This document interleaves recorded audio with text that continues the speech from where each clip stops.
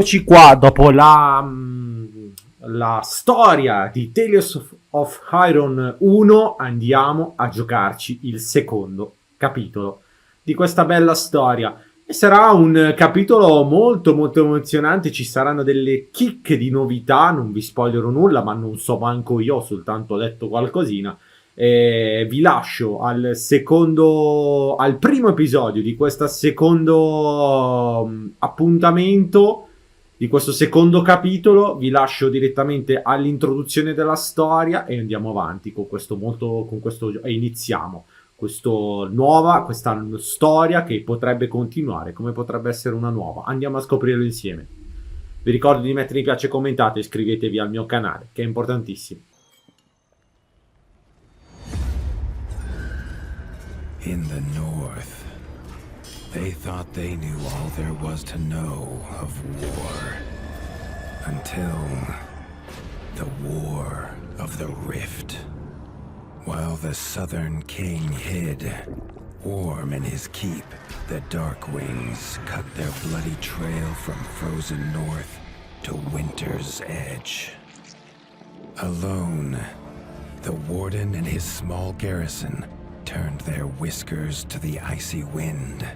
At the end of hope, in a last barrage, they wiped Batkind from the land and memory. With no sign of the Darkwing's return, in time, few believed them little more than a fairy's tale. But at Mount Cauldron, time had been all they needed. An old enemy claws free of their icy tomb and hungers for vengeance. But not all is lost. King Rattus brings north a cause for hope. A bastard prince, placed in the paws of the Warden of the Wastes to raise as his own. A secret of blood never to be told. Now, fate calls for a hero in a murderous screech, and one young rat will answer.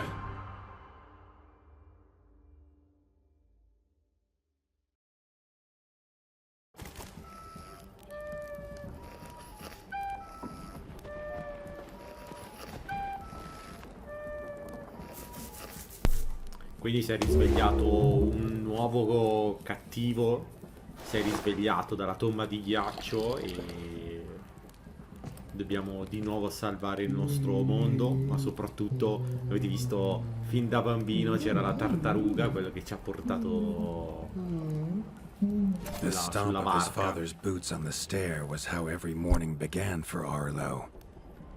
The booming shout to ready himself was louder still.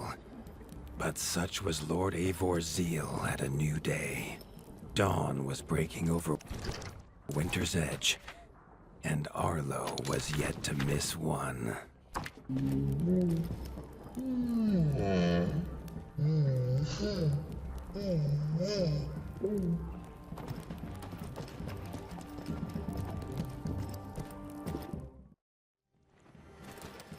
The castle echoed with the horns of the returning hunters, bringing their night's bounty.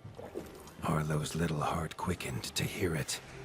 The only thrill to be found inside the high walls was a hunter's tales of what lay beyond them. Arlo tells himself it's a good life here in Winter's Edge. The bustling of contented ratfolk, the crisp mountain air, and without the endless scourge of frogs the Southerners suffer.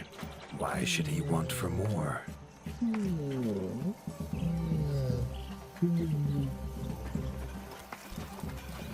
Arlo has no memory of his mother, but Hilda's food was a true taste of maternal kindness. With the right ingredients, she would make meals nourishing to body and soul. Tiki's shop was perhaps Arlo's favorite, as the shopkeeper had wares from far and wide. But getting him to part with his curiosities was never easy.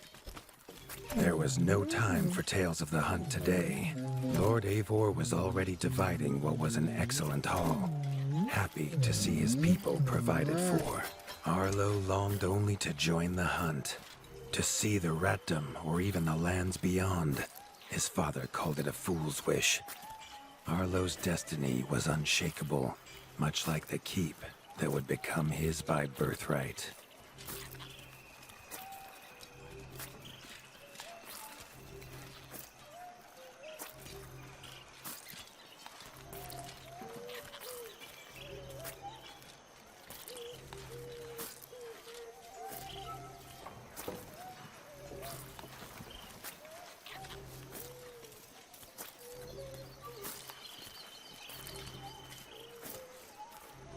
In poche parole, vi spiego in poche parole, anche da quello che ho letto, non è la continuazione. All'inizio abbiamo detto se era la continuazione o no. Non è la continuazione perché lasciamo a parte la storia del primo, andiamo direttamente nel Regno del Sud e dal Regno del Sud andiamo all'estremo nord dove c'è la neve, le montagne, quindi proprio una storia completamente diversa. Speriamo che sia altrettanto bella come il primo.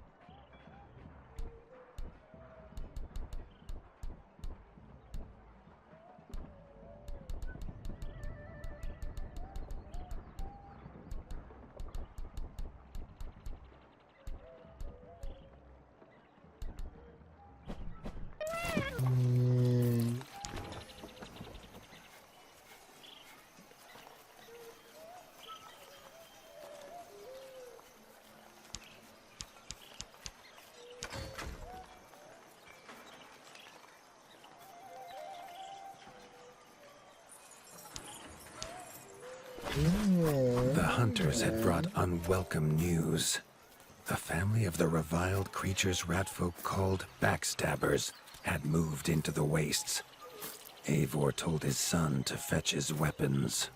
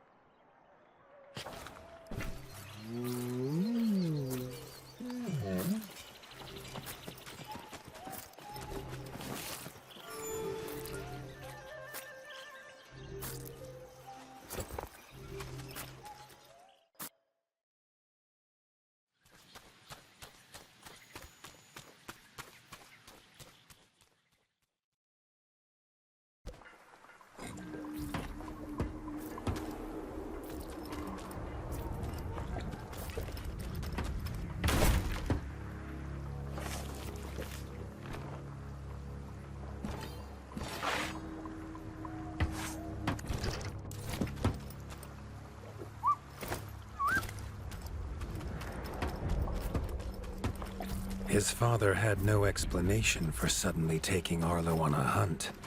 It even gave the hunters pause. Arlo had been taught to fight, and better than most. But rarely had he been tested. He was determined to prove himself. The rugged terrain of the outskirts could have taken all day to traverse. but Arlo's trusty grappling hook allowed him to swing between its many crevices.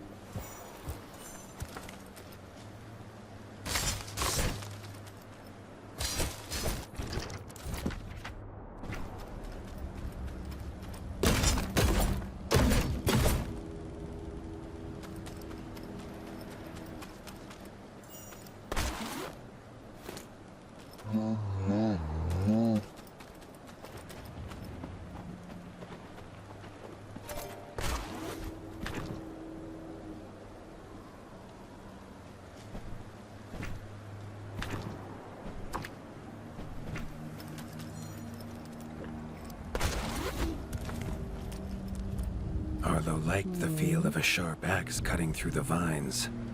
The wilds were part of his home, and nothing in them would frighten him.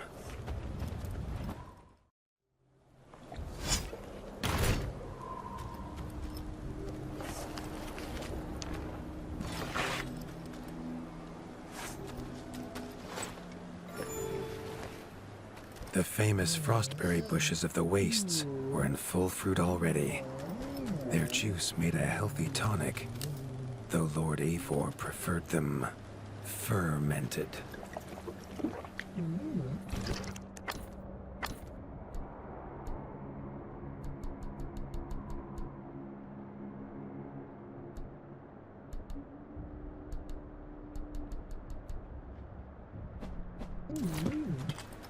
His father was a sturdy rat, built for strength, not speed.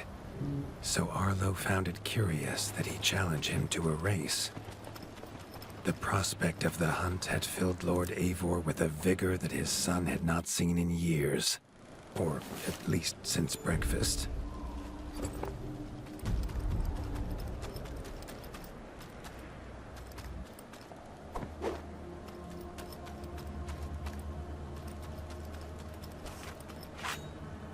A warden fights the hardest battles, he told Arlo, and needs the sharpest blade.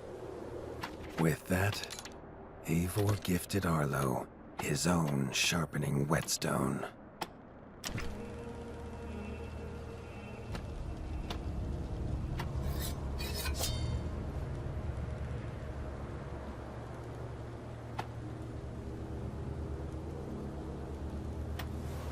Whether these beasts were named for their spines, or for some past unforgivable deed, no rat knew.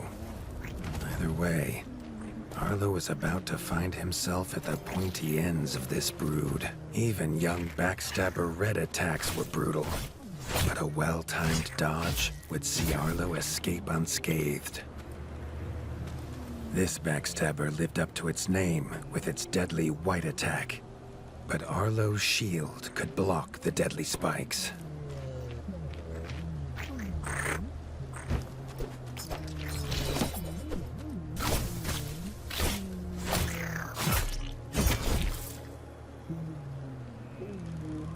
This young one used vicious yellow attacks. Arlo had to time his parries perfectly.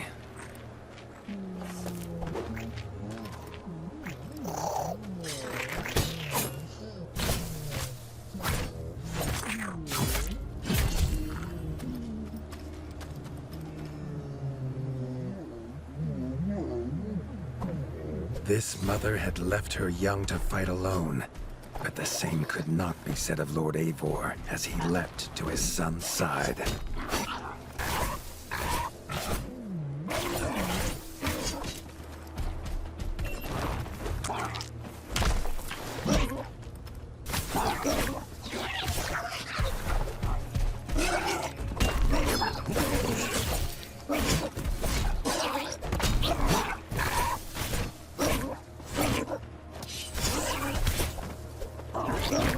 It was Lord Eivor's mighty blade that took her head, but the fight was won together.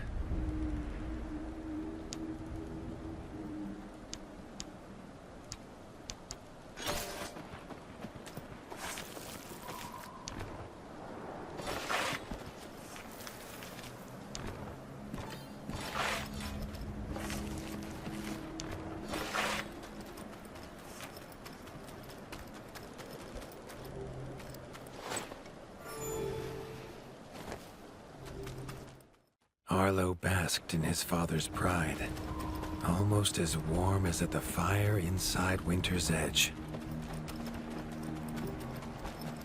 Wondering how long he must wait to hunt again. The booming footsteps that woke him this time were nothing like those of his father.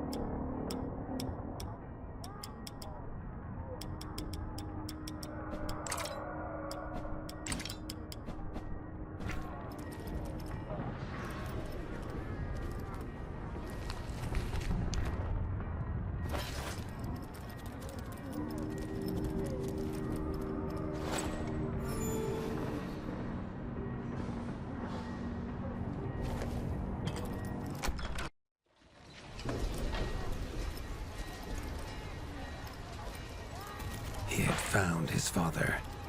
The warden stood alone, holding back a whole Dark Wing army, their cruel Count Kazak leading them.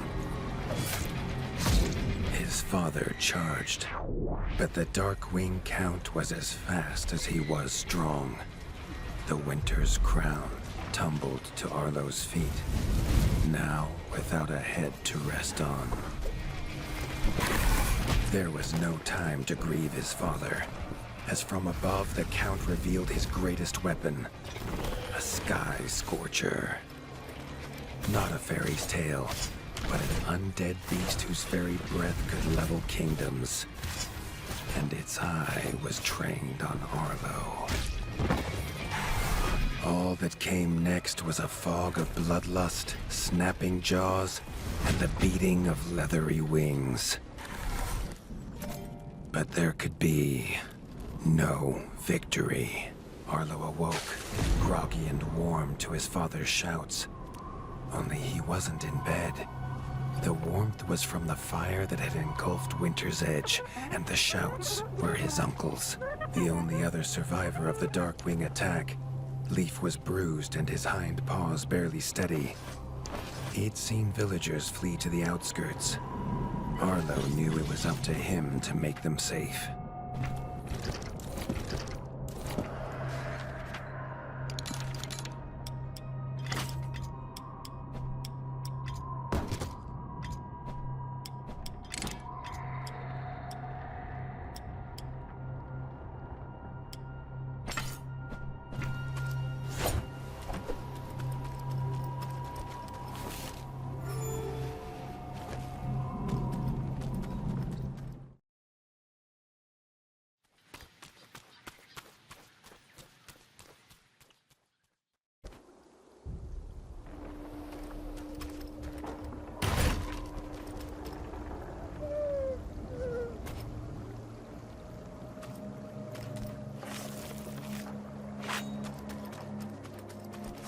He'd know these anywhere.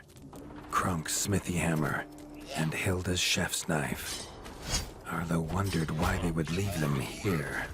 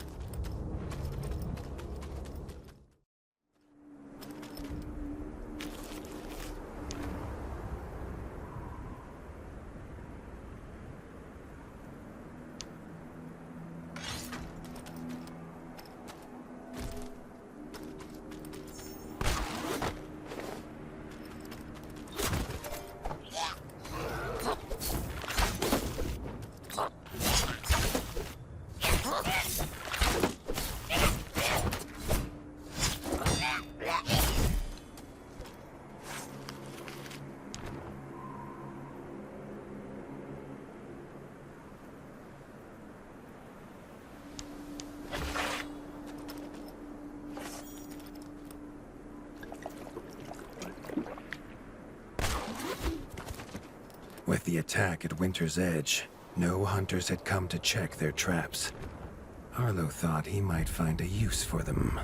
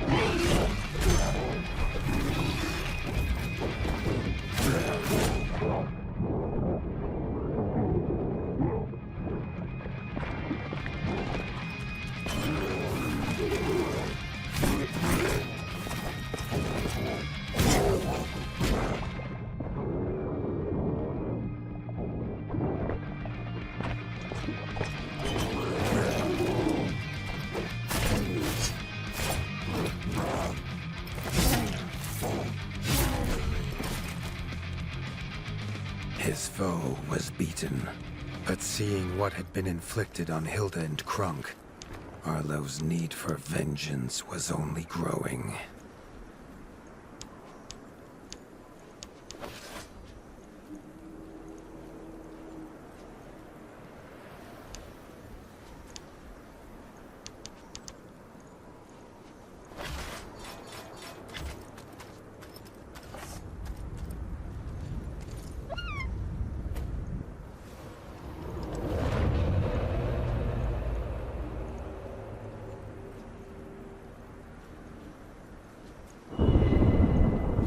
Suddenly wished to be within the walls of Winter's Edge, to hear the boot and boom of his father at dawn, a sound he realized he'd never hear again. He needed to return to whatever was left and to make his plan.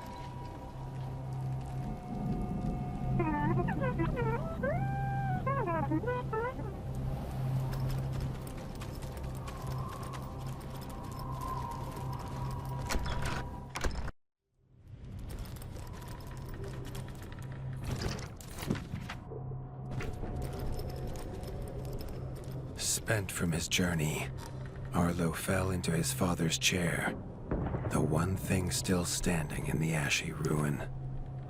It was his chair now, along with the title of Warden of the Wastes. Arlo's shoulders slumped at the weight of it. But only for a moment.